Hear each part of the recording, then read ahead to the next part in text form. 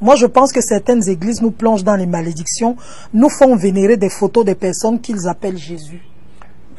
J'appuie sans réserve cette lecture. 1. Jésus était un noir. 2.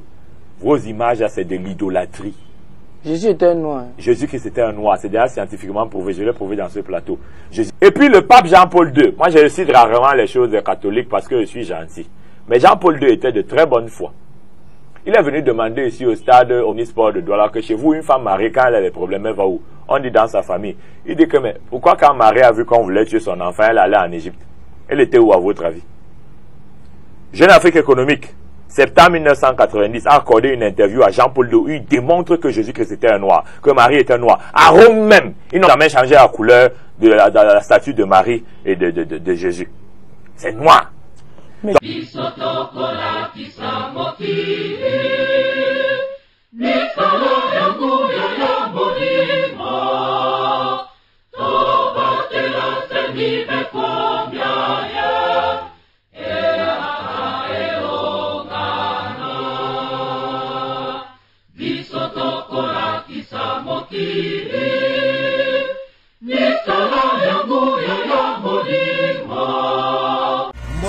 bandeko balandi ya radio télévision Kimangiste pe ba oyo nyonso esika bolanda kabisa lelo tozali le 24 mai 2022 awa na paroisse ya Matadi Mayo oyo bomoni ezali bandimi baye bauti na ba paroisse ya Nzinga na ba cellule nyonso oyo ezwami na Matadi Mayo baye awa mpona kosepela ndeko ya mbotama ya yenga ya mwana nzambe papa dia lingana. Matadi Mayo ndenge tozali komona kuna ezali muzole esika oyo nzoto ya papa Simon Kimbangu eyaki kokoma ntango ebutaki na Lubumbashi na 1960 liboso ekoma na Nkamba yango ekomaki awa na occasion ya festivité ya nativité ya papa dia Lingana mwana ya mibale ya papa Simon Kimbangu pe nkolo isu na ekeke oyo ya biso ya mine nde paroisse ya Matadi Mayo esangisi ba cellule na ye nyonso oyo awa cellule ya liboso ya mibale kino oyo ya motoba bazali awa na Matadi Mayo mpona kosepela wana boyoki ezali ambiance oyo presse information Kimangiste bongisi nde yango wana bokolanda na ntango moke programme oyo lingomba bongisi à partir ya 22h parce que na reportage biso tozosala awa eza déjà tozali na 21h54 minutes. Dans 6 minutes, 22h, nous avons un programme. Nous avons ce programme na caméra ya Marco Mandangi, P. Toussaint et Bambala Katuma na Ilobeli. Nous avons live, nous avons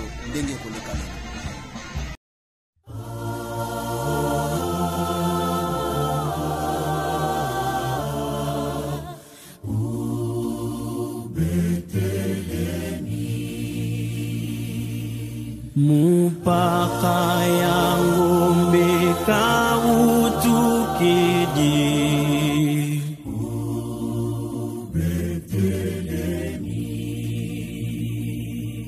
Mupaka yangu mbeka utukidi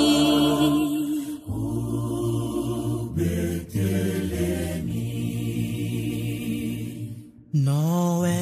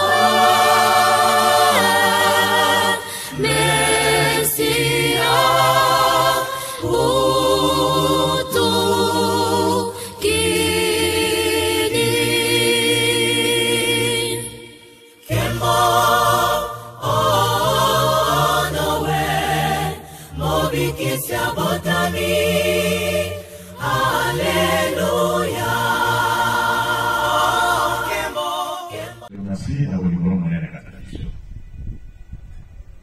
On va y 22 heures.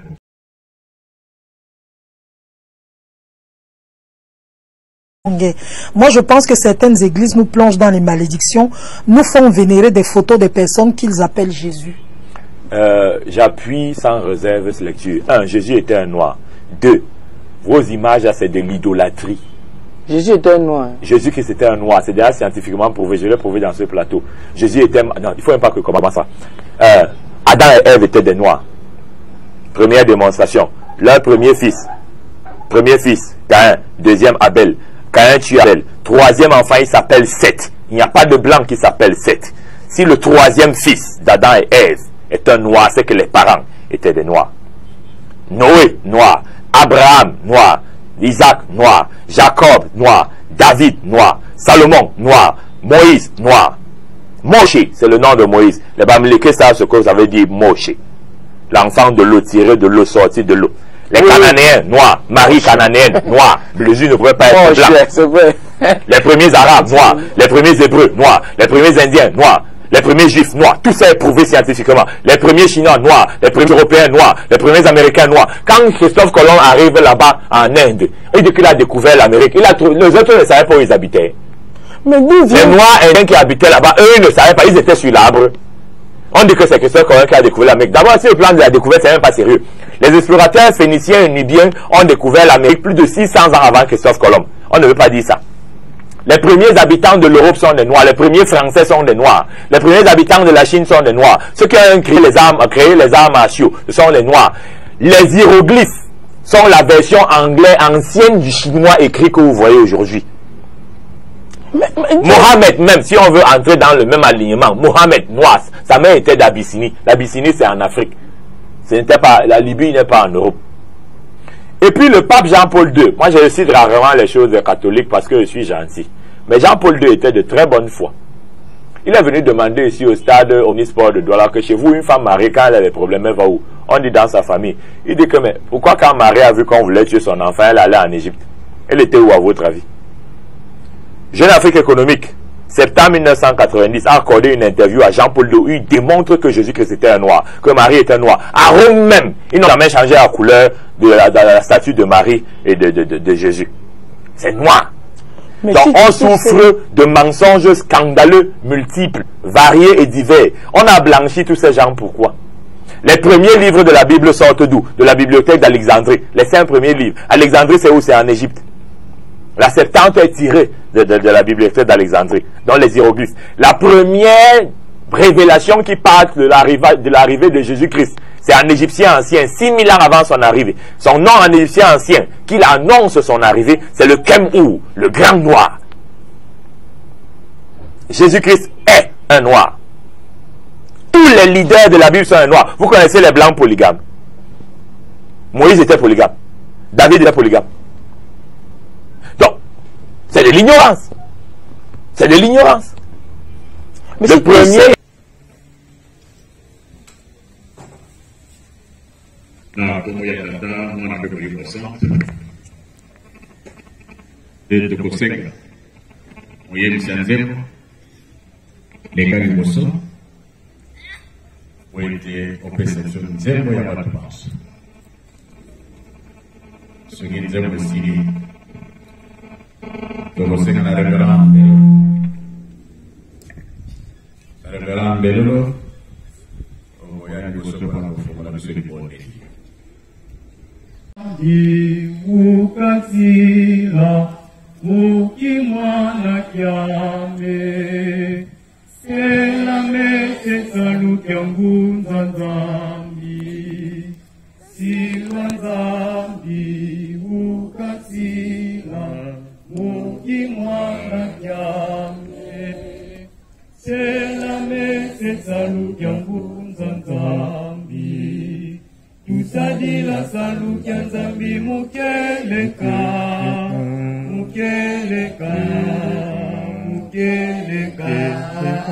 tusadila salu kya nzambi mukeleka nzambi mbambangitwa kuluka kimbangu kiangani Papa Simon Kimbangu Kiangani. Papa Simon Kimbangu Kiangani. Tofuka minangonga oyo ya 22h papa na kati ya matani mayo.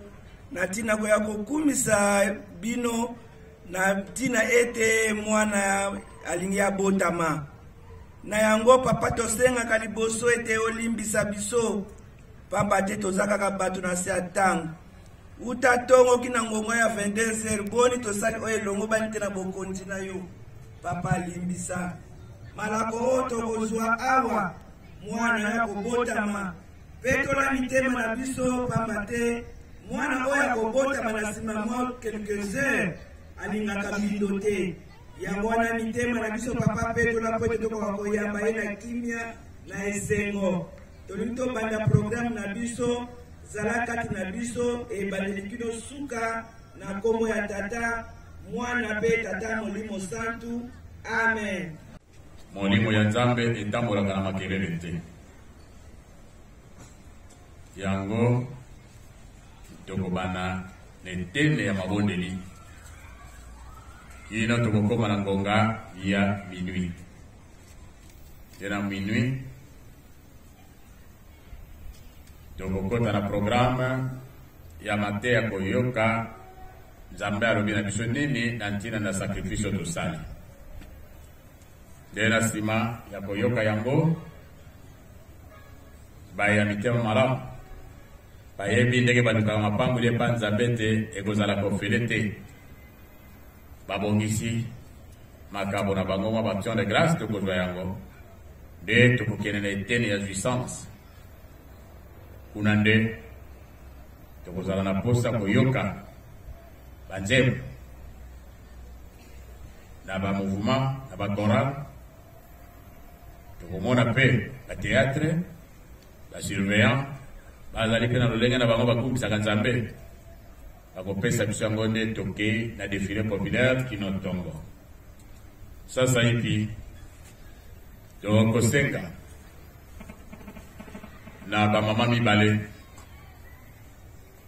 bazala bandimi bazala banganga Nzambe boya liboso mpona kobondela oya yebi libondele ya Psaume 3 beka liboso moyebisi ya nzembo belema tosengi na tata moko mpe aya liboso oya yebi libondela le 6 avril beka liboso pe tokosenga na nganga Nzambe tata pasteur moko aya kosilisa libondeli.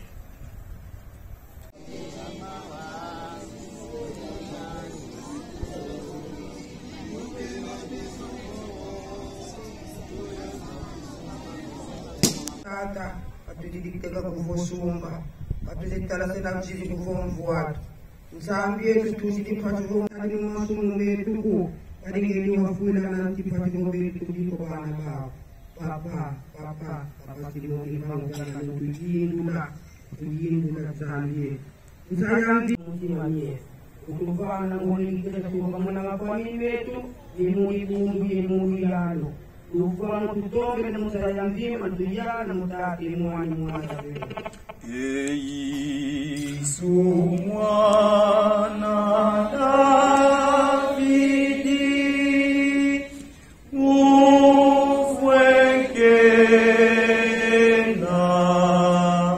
mono idilanga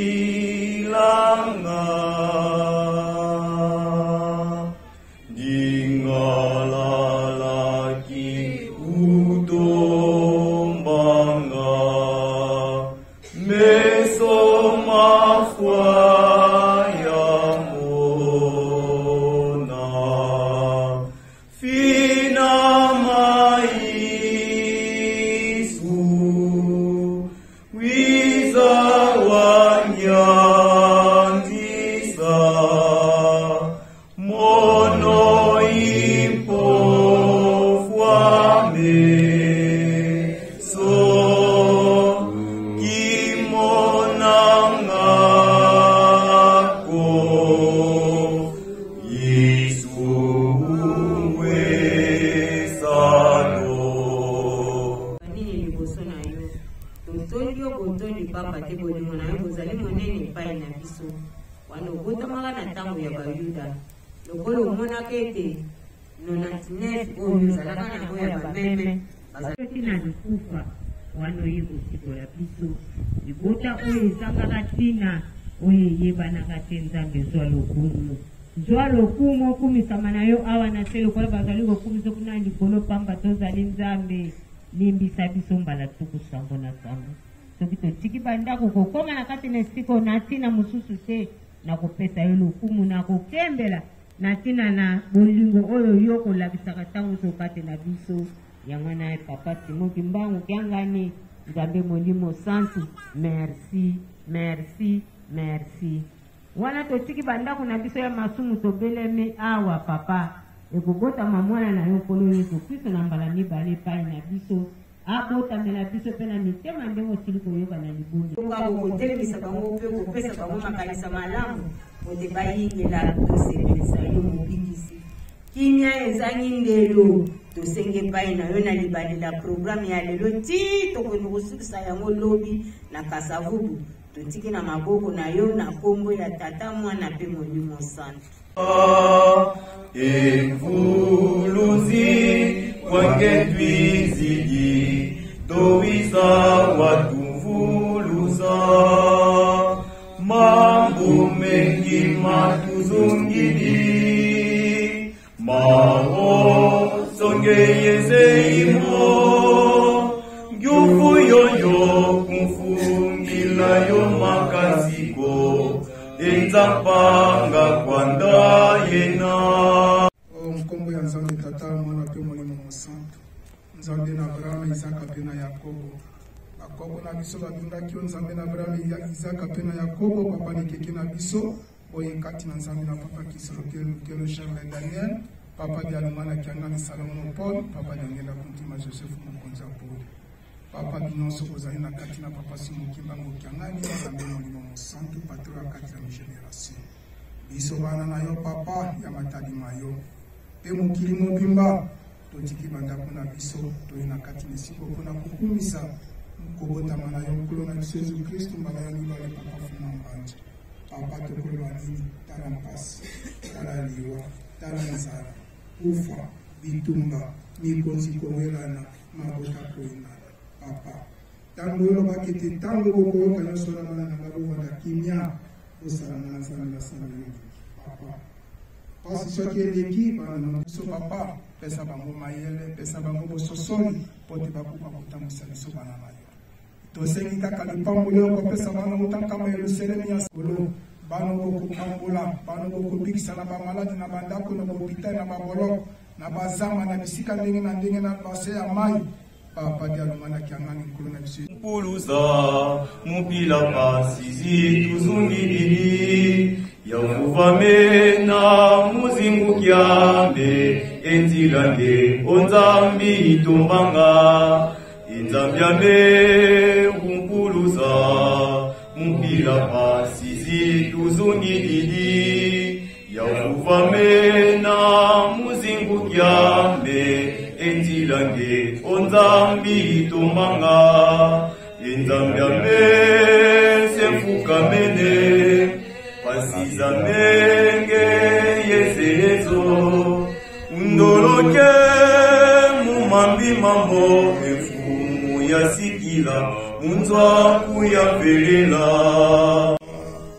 mukumba seye mwana imwanda velela lumbu jajele 6 avril bonzo wili mukieto dilu mukunga tata nzambi mudomisa veto bantu nsatu zako mufira kutona mwana ku Yesu Kristo pasuna mara wawa na menda beti mfumu wetu Yesu Kristo ngebwa zora fuluza muntu watambulira rufolansoni ye wakoma vananti kumosimivi dumusu mbawa tumakusengela kansinge kwa futura di musu kada zora vanga mala wiza na seriapo kadi muntu kafuti kakaladi aka munantimene moma onsu mavanga mamukuma kya beto bambi tutomine doza vongezo le futura beto bandu akala kuva kimosi koko ukalanga kumosi ye bando mumvutuka kukuzulu wasonga makala ako balongi bako basonga lozolo kuyoba fila benda munze ya mvimba yekitula papakanu seni kuigisi mwanda velela sika kudumu kaisika kala yeno kansika lukunza yako mpova zeno mumokanda moyo tumuinangazo mulungu ya kesi ikyale 6 avril tata nzami fumu wetu Yesu Kristo inge tata mwanda velela Tuzeni mutuna bavira pana meso meno batuvanga malwembulo zolanga tuvuisanga bisali bino ntsoni yetu kwezanga malwakanikina. Tufuka maneva na malo meno pasuta mona lembo tutune nembize tukarinza mvimba niku mpato tezaza keke tunani. Uduvisa kati petu zaiwa kimwana kaka mukumaja mbize tu bivuku bitu sakiti. Lufwa, imbevu, zivita nsatu ye mambira mpira ya. Betu katunetini nukiamkaka kungeka kaiswa mungeke. Dutujana nika dutukondolo wankaka ndiona nilakala kimpofila ketu fanuna. Dutusundisa mvita zena yetu vanza.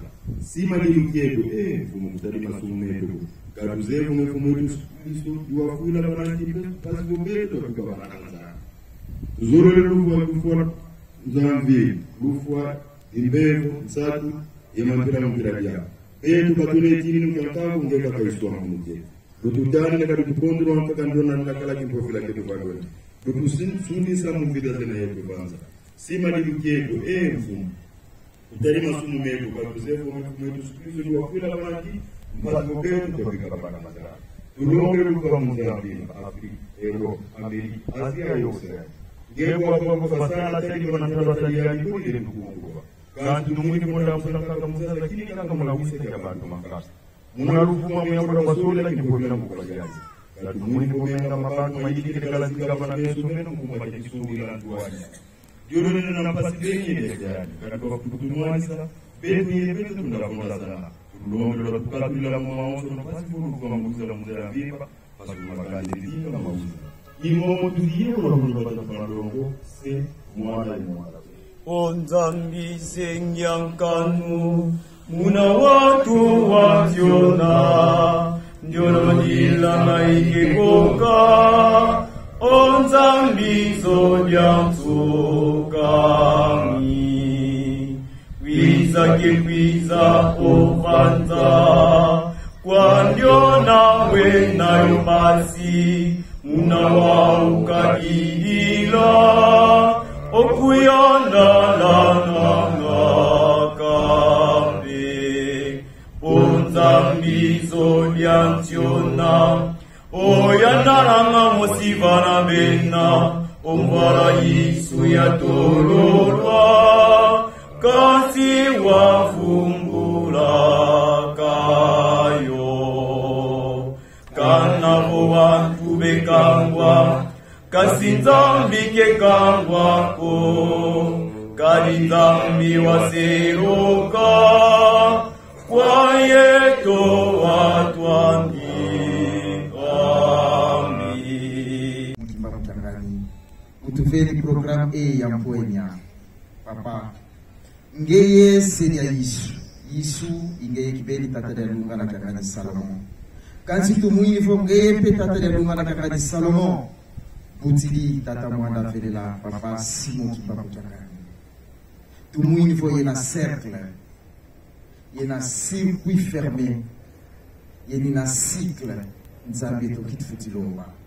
Ututula vona kati kwa siku yoyo, tutula vona kati kwa cercle ya longo. Kidifo lukanulwa kukakala vangama kifungia kukiayala makinzama kalena pi okave ina wasonika mudizulu kuna mungu kimbanda bika ya lungana muna lendo yewisa kipene batatu balongo se ye mwana etata mwana felela. Amen. Occasion monene tata monimo santo abomisele biso na butu ya lelo. Yambo tokota na fête moko na moko azala na liaison spirituelle na nzambe na ye. Tolani mabondeli ya bayeba mpona maki ngonga oyo epesami biso to constitue ba groupe de 6 po ete motu nyonso aza na likambo akosenga epai ya nzambe. Occasion bapesi biso na dernière minute yango oyo korate yango te. Tomi pesa na mangonga muke etikali na biso. Longola na l'esprit ya pongi. Longola faiblesse na nzoto. Mwangonga mapesi biso tozala récupérer même na ngonga oyo. Toye badini tokoseke patata. Poete ya lobi na Matthieu 7:7. Senga bakopesa beta bakofongola. Le biso manso. Tokangama. Groupe ya 6 Nzembo bato misato babondeli.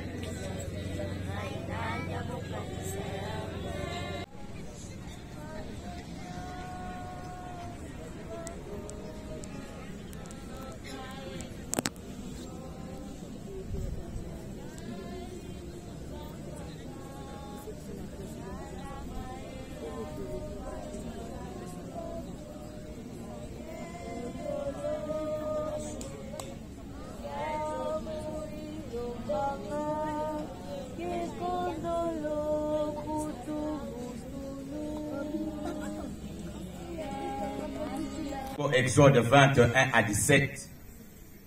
Mukanda ya Isaïe 58 verset 1 à 12. Ne mukanda wana tokotanga te makambo ezakuna ezana mikanda papa jangenda tika. Ne mukanda ya suka ikozala bongo Luc 2 verset 1 à 7. Na pe mulimo mosante toti kotanga mukanda ya Exode 21 à 17. Mukanda ya mibeko oyo totangi Exode 21 à 17 bayebisi biso munene ya likambo ete totika mabe tosala nde malamu tolanda matambe ya tata nzambe pamba te mukanda wana bapesaki Israel pamba te bautaki na Egypte kuna maji ezalaki bondoki ezalaki batondaki na makambo ya mabe mingi koboma ekobo na makambo ya ndenge na ndenge me nzambe amonaki ete mboka bango baza kokende ezali mboka moko ya bule me soki par exemple mabe bautaki nango kuna soki bakoti nango na mokili ya Kana ekosimba te lokola nzambe azali bule yango wana pa pesaki bango mebe mpete bakokobulisama yango tolobe te mukanda oyo Exode 20 eza kopekisa biso mabe nyonso totika mabe tosala malamu kuna eza koyebisa biso likambo ya ntubela likambo ya mbongwana oyo nyonso ezali musuni epai na nzambe elingami te nzambe azali molimo biso pe esiri tosambela ye kati na molimo na kati na verite yango wana na le 17 mai 1992 papa Riangenda Kuntima apreparaki biso nantina na kosenga bolimbisi ya lisumu ya Adam awa circulaire ezali mulai mais tokotanga quelques versets to quelques articles oyo papa Riangenda akomelaki biso elobami boye lingomba ya nkolo Yesu Kristo ose na ntoma na ye ya sikisiki tata Simon Kimbanga bolengeli na ntina na kokila to sacrifice okombo ya tata mwana pe molimo mosana tata nzambe alobi oyo ezali kokila esilinga ikopona kata minyololo ya masumu elingi koloba lettre A tika kindoki na yo magie rose croix talisman franc-maçonnerie maikari na bandako iso ya kobombama tubela zongisa kindoki na yo buku to ekomeli bik chaîne bac mouchoir lunettes montre na bongo lettre B fongola akozala mobikisi ya mabota nyonso na mokili le sauveur de l'humanité batata likambo ekoyaki epa bayuda me likambo ya nzambe soki nzambe apesi yo misu ya molimo te apesi yo matoi ya molimo te apesio bososoli ozwi bonzoto tie liboso okocomprendre eloko moko te ntina tata mokonzi ya mbula alobi na biso bayuda bakometre erreur ya kosangana te nzambe atindeli bango mobikisi me bayebaki ye te bayebaki te ke moto tozali konyokola koboma ye nde mobikisi ya mabota nyonso na mokili me biso na likambo ya tata Simon Kimbangu tokometre berere wana lisusu te tala bazangeli yango libela babomi basali ya nzambe babomi nzambe mwana alobi libota oyo koyokanga lisusu te ndenge toyoki alaki kolongo ya bokonzi ya nzambe epai na bango batata nzambe atindaki nkolo yesu epai na bango prophète Isaïe asakolaki yango soki botani na Isaïe chapitre 7 verset 14 Isaïe chapitre 7 verset 14 alobi tala elenge mwana mwasi akokumba zemi akobota mwana mobali bakopesa ekombo Emmanuel ndimolo nango nzambe kati na bato siki nzambe alati nzoto abotami alati nzoto ya bomoto baprofete basakolaki Jean Baptiste baleki na bisomi kobelela tobongisa nzela ya nkolo mitema na biso kasi batata mpe bamama ntango likambo esalami bato nyonso na kati na bonzoto basosoli likambo yango te kino nkolo yesu aye korompre alliance alongoli bokonzi ya nzambe alobi na kopesa yango na libota mosusu kobimisa mbuma awa ye alongoli bokonzi ya nzambe epai na bango po atina wa kuna bandimi ete apesi na libota mosusu siko bokonzi na nkolo yesu bozongene wapi akozonga lisusu te po alobi soki botali na Matthieu chapitre 23 na verset 37 na verset 39 alobi Jérusalem, vous ne me verrez plus jamais, en français, vous ne me verrez plus jamais. Bokomona ngali susu te kino mokolo mokoganga na mongongo makasi mapamboli na ye oyo akoyana komo ya nkolo batata pe bamama mutu soka alobi bokomona ngali susu te siko bozozele wapi akozonga wana te asala kibino kolongola bokonzi na ye akopesa mwana libota libokoluka ye bisika libota ya nzambe wana poni batata shema oya nkolo yesu tokende pai tozongaka na bible ezalaki déjà bien tracé botala ntango alaki kuna ake koyebisa na Jean nsanga Patamos alobi Jean koma makambo ezali koya ngai nakoya na kombo ya sika nakoya lisusu kombo ya kala te nakoya na kombo na sika pe nakoya na Yerusalemi ya sika mboka ya vile ya nzambe na ngai oyo ebengami Nouvelle Jérusalem Apocalypse chapitre 3 na verset 12 Ikolisu alongoli bokonzi ya nzambe alobi na kopesa na libota mosusu me libota wana asa yebisi ete mboka ya vile ya nzambe na ngai ya sika mboka ya nzambe na ngai ya sika vile ya nzambe na ngai ya sika oyo ebengami Nouvelle Jérusalem Apocalypse chapitre 3 verset 12 kuna nde akoya na kombo ya kala te lokola akoya na kombo ya kala te akoya na kombo ya sika ya révélation accomplissement dialungana batata pe bamama mituna ezalaki mingi bayekoli balobi kasi makambo oyo makambo ozali kolaka biso ntango nyonso makambo nkolo oza kolomba biso tokomprendre te lakisa biso bilembo batata pe bamama ayebisi ete bokomona bituma kati na mokili libota oyo kotelemela libota mosusu bokonzi kotelemela bokonzi mosusu mibali mibale bakebokila moko atamatani moko atikali basi mibale bazali kotuta na eboka moko moko akamatani moko atikala ekozala lokola douleur mokolo yango okoluka ekimelo ezali te bayekoli batuni me wapi alobi esika nzoto ekozala là où sera le corps. Luc chapitre 17 verset 30 à 37. Batata pe ba mama tala nzoto yango epemaki awa na matadi mayo.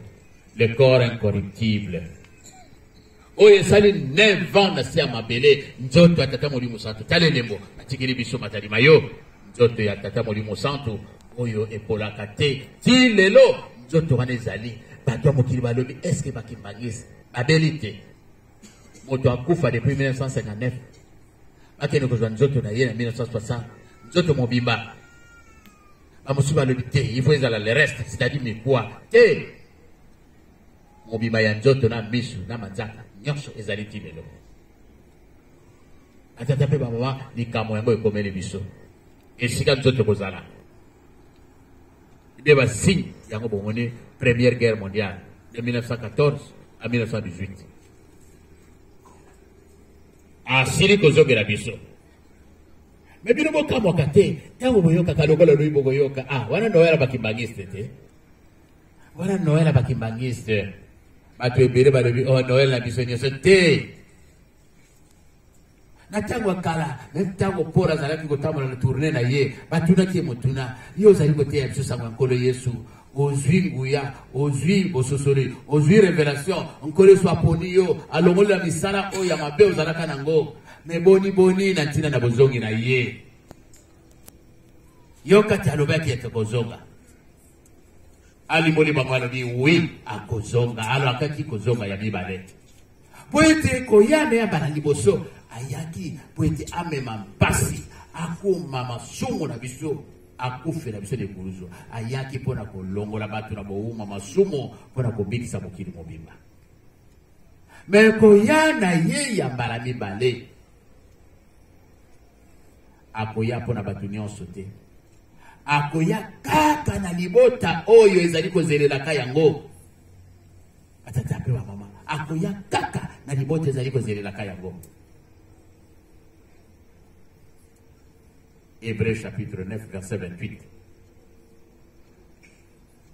Hébreux chapitre 9 verset 28 akoya kaka na libota oyo ezali kozelelaka yango akoya na mabota nyonso te yango ntina boyoki aye epai ya bakimbangiste me aye na bato nyonso te libota oyo ezali kozelelaka yango nzoka libota yango baza na yerusalema sika libota yango baza na mozole oyo esika nzoto ekozala libota yango na esika batongi yerusalema sika libota yango nde aye na kombo ya sika dialonga na kianga batata mpe bamama bato batuni mituna ebele balobi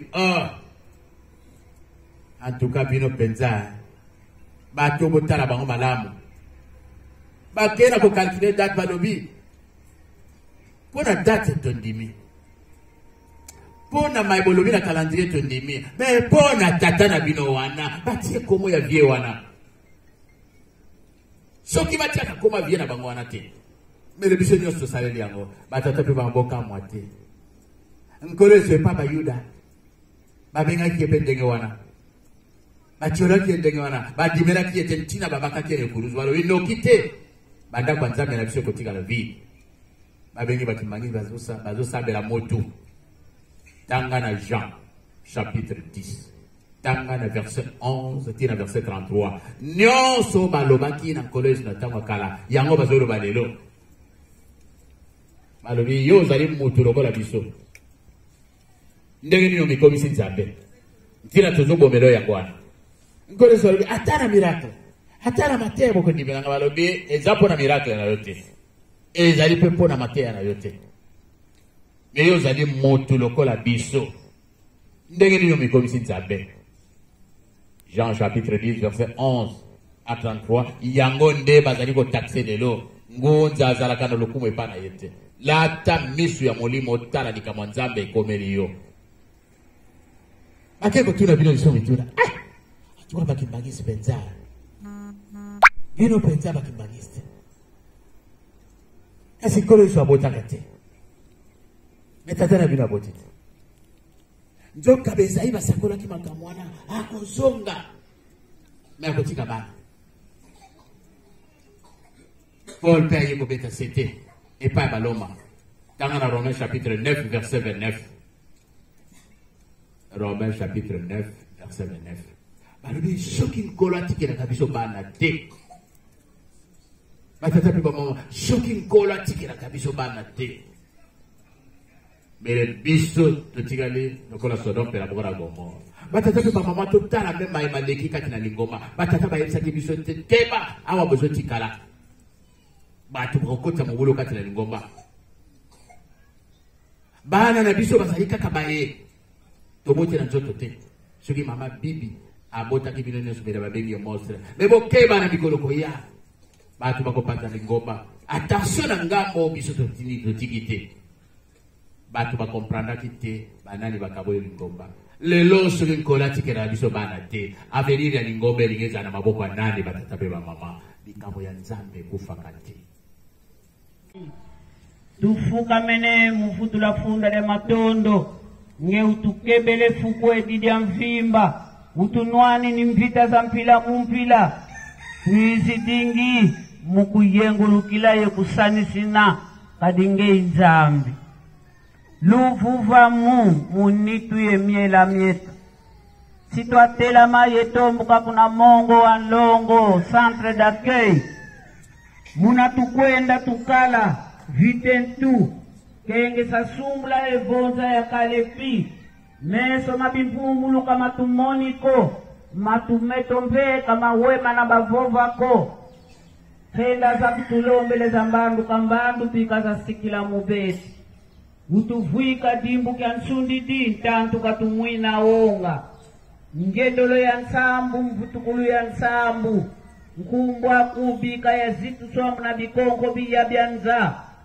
mama mwilu nge ikimpofela tieto kuna kwa tata utulombila kwa tata mpasivoto ansani na mulumbweki nsambu malau bya okela mubeto kota muna bivinga byeto watuvuvika nkenda za kuzambandu kambandu bika za sikila mubeto vova ndinga kuwatela masabendele dyaku aleluya dia vovoka munza ya mvimba votata Simoni Kimbangu kyangani mwanda velela inzami wiza watusadisa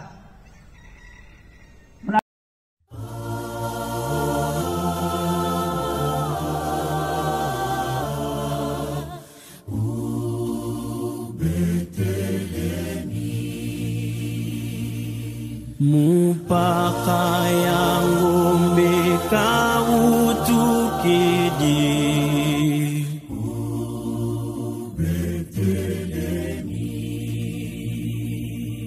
Mupaka yangu mbeka utukidi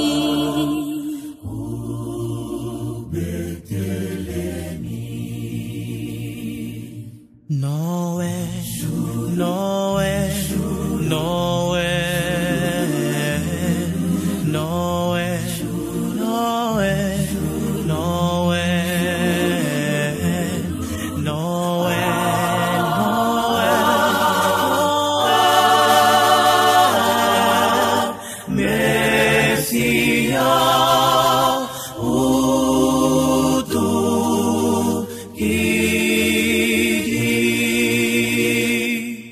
Noel, Noel, Noel, Noel, Noel, Noel, Noel, Noel, Messia,